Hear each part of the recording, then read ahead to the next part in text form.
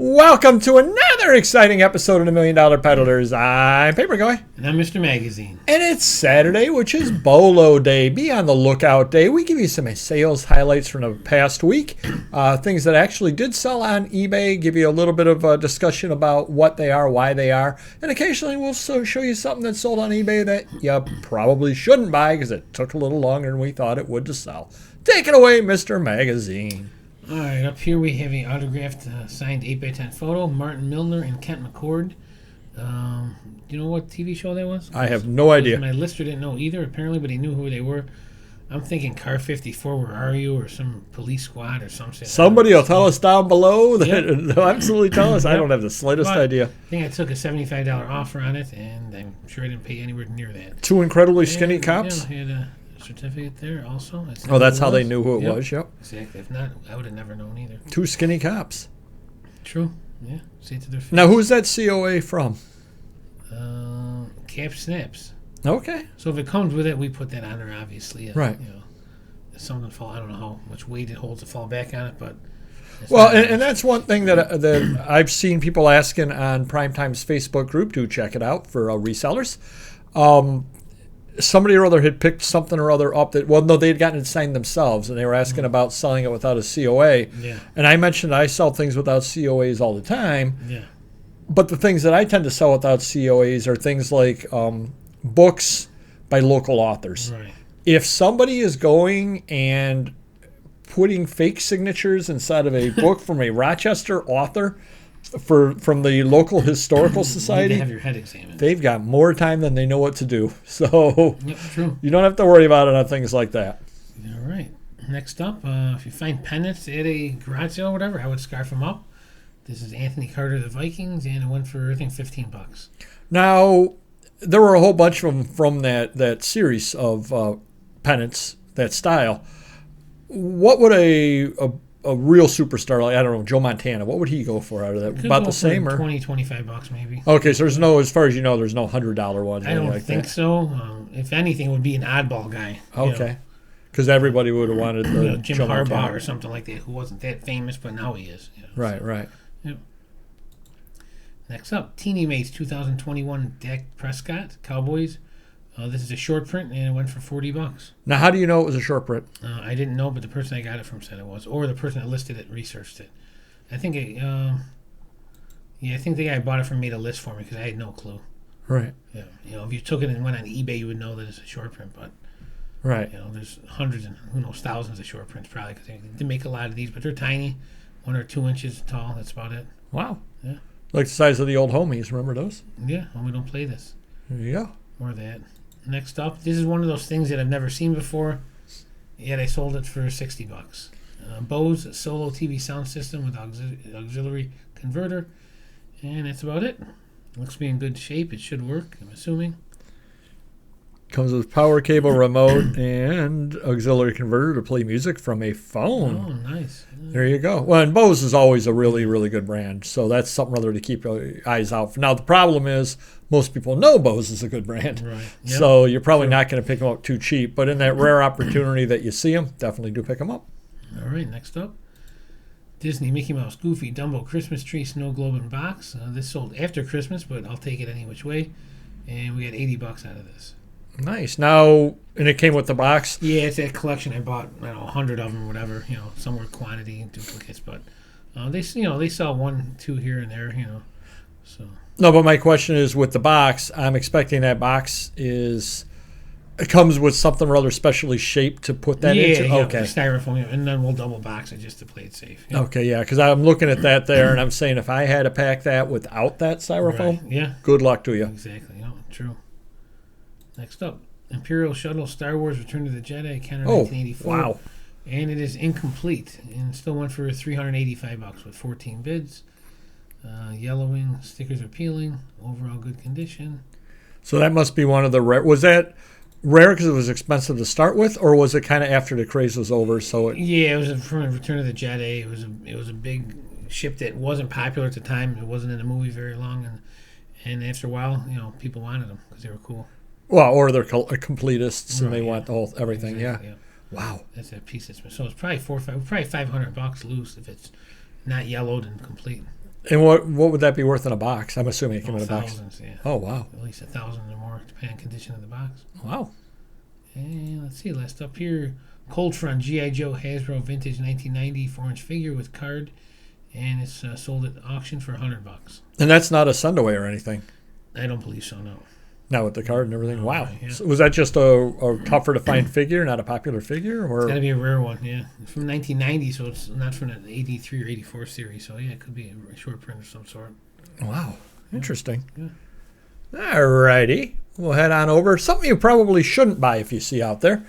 It took since 2008 to sell it, so it took 16 years to sell it for some bizarre reason. Oh, Lord. Rich and Humble, which, thank you, by Oliver Optic, Elger Series number 130. That has seen better days. Yeah. So I guess I should be happy I took a $7 offer on it. I guess I should be happy to take a $7 offer. Probably nothing I would list today. It is weird, though, that it did not sell in a booming economy when COVID was around, but it sold now. Right? Maybe it's the last one the guy needed for his set, and he bought everything else in the booming economy. I don't know. Oliver Optic, though, actually is a name to look for out there. He is, that's a kids' book series from turn of the century, late 1800s that actually does sell Oliver Optic stuff. I've always had very good luck, although this one took a little longer than most. But again, condition may have had a little bit to do with that. Up next, it's getting to be tax time. So get those 1952 taxes filed sometime soon. New York State Income Tax Resident Return 1952 Unused Form Accounting. Ended up selling this, took an offer on it, got it out of there. But a lot of times, again, you'll find these in people's just personal papers. They'll have tax returns that they just extra tax returns, ones they never filled out, whatever. You'll find them, they got 2 or 3. They did the first one right, so they didn't need the second or third copies, and they just put them aside. You'll find these out there, and you are not going to pay very much for them whatsoever. If there was written on with all the information, would you still be allowed to list it? As long as it doesn't have the Social Security number. Gotcha. You have a Social Security number. Can you cover it, or you just can't do it if it's on there? Just curious. I guess the way I look at it is if you were filing taxes in 1952, you probably have passed, but probably best not to do so regardless. Up next, another one that took, that listing was wrong, was not 2003. It was a 2000, or maybe it was 2003. It may have been one of my first listings. I thought that was an awesome looking RPPC. It took 21 years, but somebody finally agreed with me on that over there. 4 boys dressed in costumes, RPPC cowboy. I thought it was a nice looking card myself. But just goes to show again, a lot of people will sit there, other channels will sit there and talk about, oh yeah, we're long tail. I sold something that was on 2 years ago. Okay, Junior. That's something newly listed to us. And that's kind of the way the list it and forget it pattern kind of works. So is that first guy trying to be like a real life Charlie McCarthy? I don't know. It looks like he has a monocle and all that kind of stuff. Yeah, and they're all it's just kind of an interesting looking thing there for kids. That's why I thought it would sell a little bit faster than it did. Up next, Civil Air Patrol. Now this sold, I listed it last year and it sold pretty quickly. Actually, it sold at auction, so it sold in 7 days. A little better than that postcard. Civil Air Patrol 1965 Cadet Summer Activities Pan Am Reception World's Fair. Basically, it just told you all the things that you could do over the summer, what they did the prior summer for Civil Air Patrol, which I didn't realize this, but it was set up for kids to get interested in flying and all that kind of stuff. But it does have World's Fair and various things like that. So it's kind of an oddball piece. Not a lot of them out there, but Civil Air Patrol stuff always sells. And for $36, cannot argue with that. Yeah. Up next, Opera News. I think I took a $24 offer. Now, do you list these or sell these, or you just stay away from them? I will list them and sell them now after seeing that price, but I probably would have passed on them or given away or thrown them out, or maybe I gave them to you. Who knows? No, not this one. Opera News Magazine, November 2011. My way of looking at it is not very many people have these listed. And if you take a look at the demographics of somebody that is into opera is probably going to be up the scale a little bit. Mm-hmm. So if they need this or want this, they want to read an article about, they happen to really, really like, whatever the reason is that they happen to want, maybe they had a letter to the editor in there. Yeah. Who possibly knows why they want the issue? But you can get a little higher price out of something like that because they're less sensitive to price. That's kind of why I like selling theater stuff, opera stuff, things like that. Sure. Up next, Holiday House Restaurant Menu, 1964, New York Thruway, Garden City Parkway, Ohio Turnpike. So they had a bunch of different locations, and I listed as many possible locations as I could. I ended up getting $24 out of it.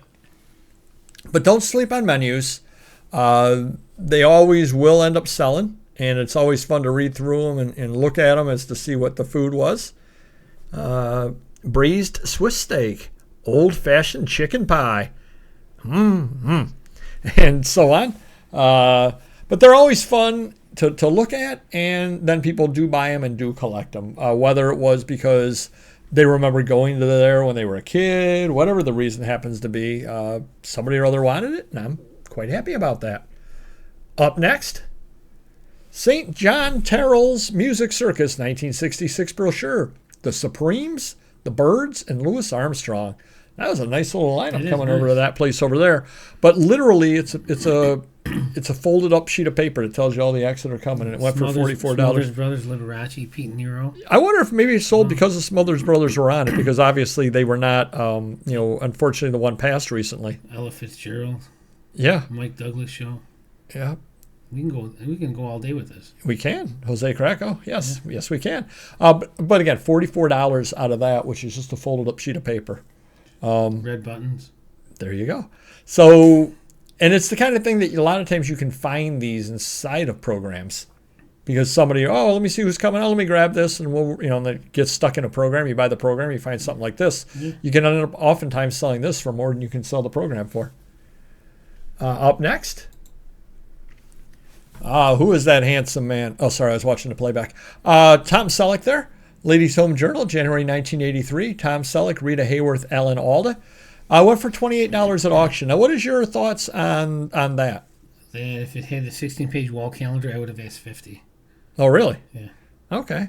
I don't know if it does or not. I don't know. It probably does, yeah. I've been jacking the price up on calendar. Older things like, how could they survive 40, 50 years with calendars and so forth inside? So, yeah. Okay. Yeah. So you think I gave it away? If you had a calendar in there. You didn't give it away. You got good money, but you could have more maybe. There you go. Yeah. Well, thank you, as I get heckled by Mr. Magazine. And finally, International Petroleum Exposition Official Souvenir Program, 1966, Tulsa. I'll tell you, if I were in Tulsa in 1966, there would have been nowhere I would have wanted to go better than the International Petroleum Exposition. I brought this up just because it did go for the $32. There cannot be a lot of these out there. No. When you get right down to it. And that's why a lot of times these oddball programs are really the way to go. Everybody saved the Ice Capades, and everybody saved, and even a lot of the sports programs. I bet there are more 1966 Tulsa Oilers programs than there are this for any given game, because I don't think anybody really saved this. So when you find the oddball programs and you're not paying a lot for them, definitely do buy them. They're definitely worth the purchase. Will do. Do you have anything else to add about? No, it's a good-looking program. There you go. Awesome. All right, everybody. If you could hit the like button, we would definitely appreciate that. And we will see you next video. Take care. Bye-bye.